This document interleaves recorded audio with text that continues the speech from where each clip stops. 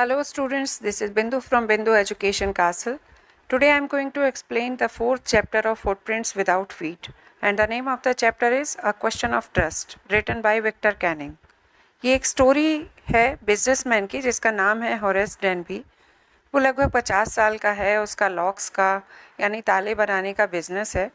Society में उसकी अच्छी रेपुटेशन है, लोग उसे ईमानदार समझते हैं, पर वो पूरी तरह से ऑनेस्ट नहीं है, ईमानदार नहीं है। उसे रेयर और एक्सपेंसिव बुक्स कलेक्ट करने का बहुत शौक़ है। रेयर एंड एक्सपेंसिव बुक्स का मतलब है ऐसी बुक्स जो कि बहुत महंगी हैं और आसानी से मिलती नहीं हैं। अपने इस महंगे शौक़ को पूरा करने के लिए वो हर साल एक सेफ़ तोड़ता है। सेफ़ कहते हैं तिजोरी को। इस बार जब वो रॉबरी करने जाता है तो एक लेडी चोर की ट्रिक के कारण, चालाकी के कारण पकड़ा जाता है। ऐसा कहा जाता है कि एक चोर को पकड़ने के लिए दूसरे चोर की मदद लेनी चाहिए, पर दूसरी तरफ ये भी कहा जाता है कि चोरों के भी कुछ उसूल होते हैं। वो एक दूसरे की रिस्पेक्ट करते हैं, आपस में एक दूसरे को धोखा नहीं देते हैं। पर इस स्टोरी में कौन सी बात सही साबित होती है? चोर अपने उसूलों पर कायम रहते हैं या एक दूसरे का भरोसा तोड़ देते हैं? बात आखिर कुछ भी निकले, पर इस स्टोरी में मज़ा बहुत आने वाला है। चलिए स्टार्ट करते हैं। Everyone thought that Horace Denby was a good, honest citizen. He was about 50 years old and unmarried, and he lived with a housekeeper who worried over his health. सबको लगता था कि हॉरेस डेनबी एक बहुत अच्छा इंसान है और ईमानदार है। लगभग 50 साल का था वो, अनमैरिड था, उसकी शादी नहीं हुई थी अभी तक, और वो हाउसकीपर के साथ यानी कि नौकरानी के साथ रहता था जो हमेशा उसकी हेल्थ की चिंता करती रहती थी। In fact, he was usually very well and happy, except for attacks of hay fever in summer. वैसे वो पूरी तरह से ठीक था, खुश था। सिर्फ कभी कभार उसको समर टाइम में हे फीवर का अटैक होता था। हे फीवर एक्चुअली पॉलन से या डस्ट से होने वाली एलर्जी है, जिससे कि गले, नाक और आँखों में परेशानी होती है। तो कभी कभार उसको समर टाइम में हे फीवर का अटैक होता था। He made locks and was successful enough at his business to have 2 helpers. उसका बिजनेस अच्छा खासा चल रहा था, ताले बनाने का बिजनेस था उसका, और उसने 2 हेल्पर्स रखे हुए थे। Yes, Horace Denby was good and respectable, but not completely honest. Horace Denby अच्छा था, समाज में उसका सम्मान था, रिस्पेक्टेबल था, पर वो पूरी तरह से ऑनेस्ट नहीं था, ईमानदार नहीं था। 15 years ago, Horace had served his first and only sentence in a prison library. Prison मतलब जेल। 15 साल पहले हॉरेस ने अपनी पहली और एकमात्र सज़ा काटी थी जेल की लाइब्रेरी में। He loved rare expensive books, so he robbed a safe every year. Rare and expensive books होती हैं ऐसी जो कि महंगी हैं और आसानी से अवेलेबल नहीं होती, तो उसे ऐसी बुक्स पसंद थीं जो आसानी से मिलती नहीं थी, बहुत महंगी होती थी। तो वो हर साल अपनी इस ज़रूरत को पूरा करने के लिए, इच्छा को पूरा करने के लिए एक तिजोरी तोड़ता था या लूटता था। Each year he planned carefully just what he would do, stole enough to last for 12 months and secretly bought the books he loved through an agent. तो हर साल वो प्लान करता था, बहुत केयरफुली, बहुत ध्यान से प्लान बनाता था और इतनी चोरी कर लेता था कि उसकी वो चोरी के हुए पैसे 12 महीने तक चल जाएं, 1 साल तक चल जाएं, और फिर चुपचाप से जो बुक्स उसे पसंद होती थी वो एक एजेंट के थ्रू खरीद लेता था।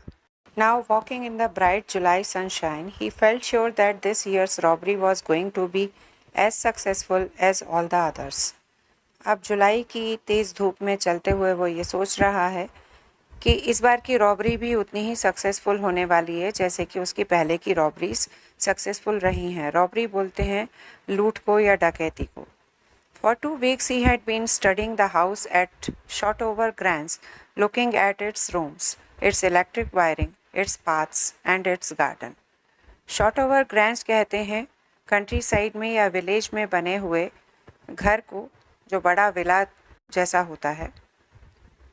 तो 2 हफ्ते से ये उसकी स्टडी कर रहा है, रैकी कर रहा है, उसके रूम्स देख रहा है, उसकी इलेक्ट्रिक वायरिंग चेक कर रहा है, उसके रास्ते, उसके गार्डन, उस सब के बारे में जानकारी इकट्ठी कर रहा है। This afternoon the 2 servants who remained in the Grange while the family was in London had gone to the movies. जब ग्रैंज में रहने वाली फैमिली लंदन जाती थी तो यहाँ पर 2 सर्वेंट्स रहते थे जो आज मूवी देखने गए थे। Horace saw them go and he felt happy in spite of a little tickle of hay fever in his nose. Tackle कहेंगे ईचिंग को। हॉरेस ने उन दोनों सर्वेंट्स को वहाँ जाते देखा और वो खुश हुआ, हालांकि उसको हे फीवर की थोड़ी सी ईचिंग नोज में हो रही थी। He came out from behind the garden wall, his tools carefully packed in a bag on his back. वो गार्डन वॉल के पीछे से निकला। उसने अपने बैग में सारे टूल्स केयरफुली पैक कर लिए थे और वो बैग केयरफुली उसकी पीठ पर टंगा हुआ था। There were about 15,000 pounds worth of jewels in the grand safe. लगभग 15,000 पाउंड्स के गहने थे उस ग्रैंज की सेफ में। If he sold them one by one, he expected to get at least 5,000, enough to make him happy for another year. अगर वो उसे एक एक करके बेचता तो भी उसे कम से कम 5,000 पाउंड्स मिल जाते, जो उसको अगले पूरे साल के लिए काफ़ी थे। There were 3 very interesting books coming up for sale in the autumn. 3 बहुत ही इंटरेस्टिंग बुक्स आने वाली थी ऑटम में सेल के लिए। Now he would get the money he wanted to buy them. अब उसको उन 3 बुक्स को ख़रीदने के लिए पैसे मिल जाते, उसका अरेंजमेंट हो जाता। He had seen the housekeeper hang the key to the kitchen door on a hook outside. उसने देखा था कि हाउसकीपर जो नौकरानी थी उस घर की, उसने किचन डोर के साइड पर जो हुक था वहाँ पर की टांगी थी, चाबी टांगी थी। He put on a pair of gloves, took the key and opened the door.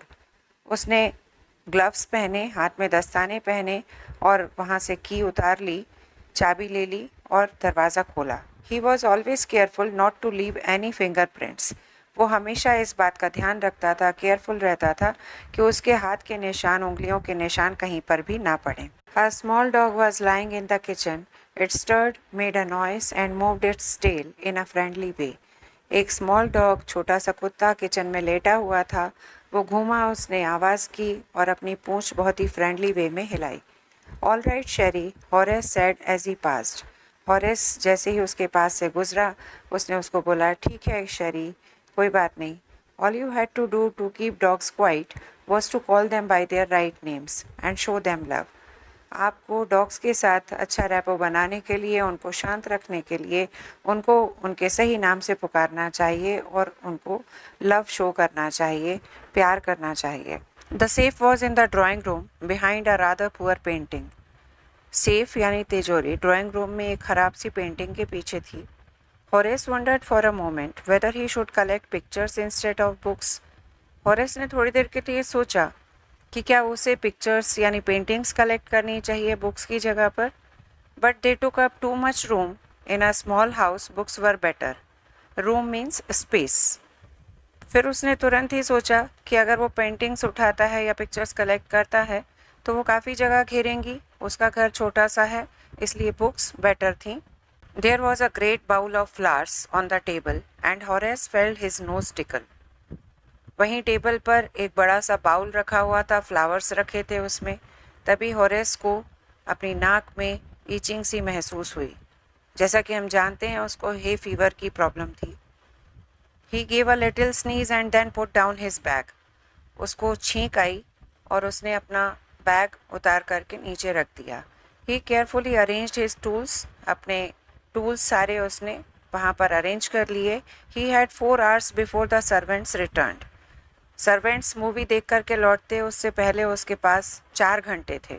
The safe was not going to be hard to open. After all he had lived with locks and safes all his life. तो तिजोरी खोलना उसके लिए मुश्किल नहीं होने वाला था, क्योंकि उसकी पूरी लाइफ लॉक्स और सेफ्स के साथ ही बीती थी। The burglar alarm was poorly built. Burglar alarm होता है चोरों से सावधान करने के लिए लगाए जाने वाला अलार्म।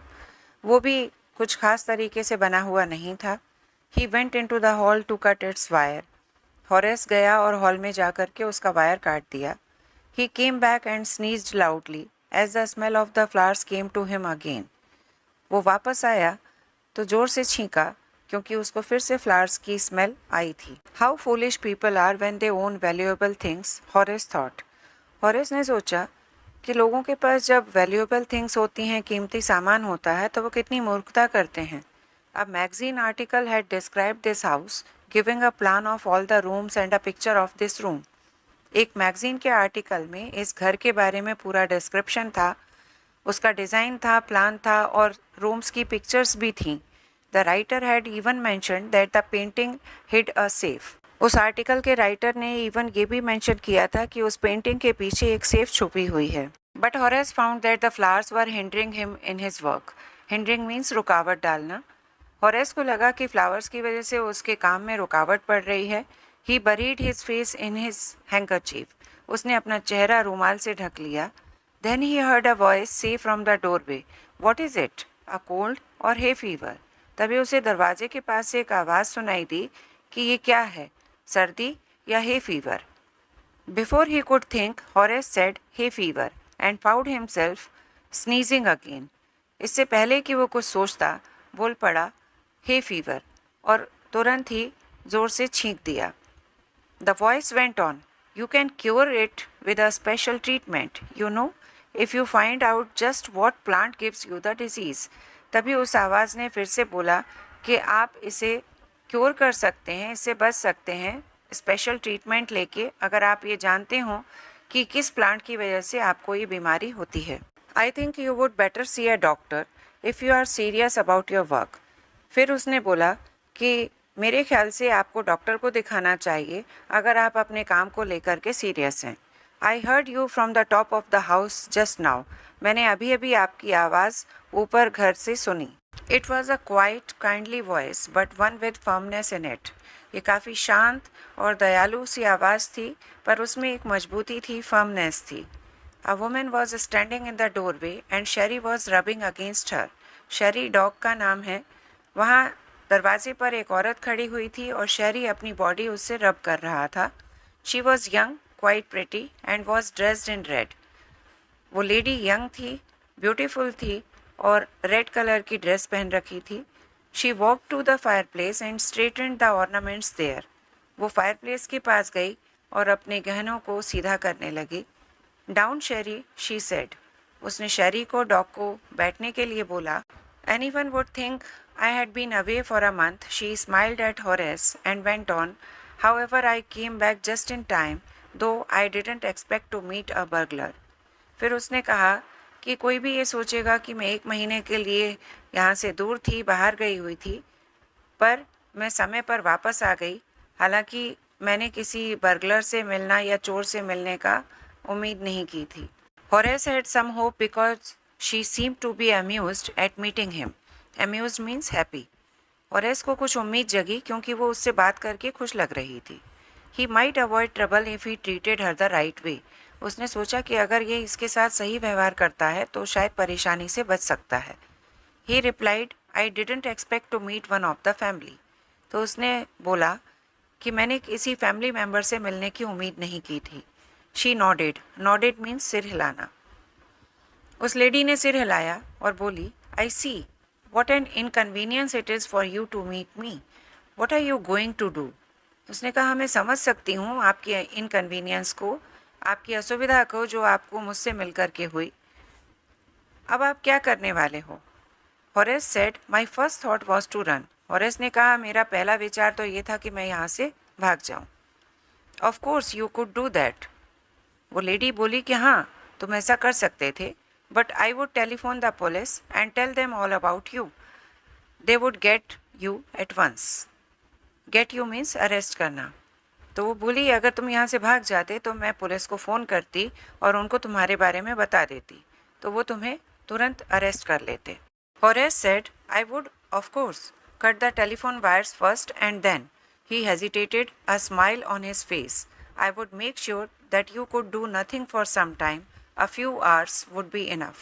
Horace ने कहा कि हाँ, मैं यहाँ से जाने से पहले टेलीफोन के वायर्स काट देता।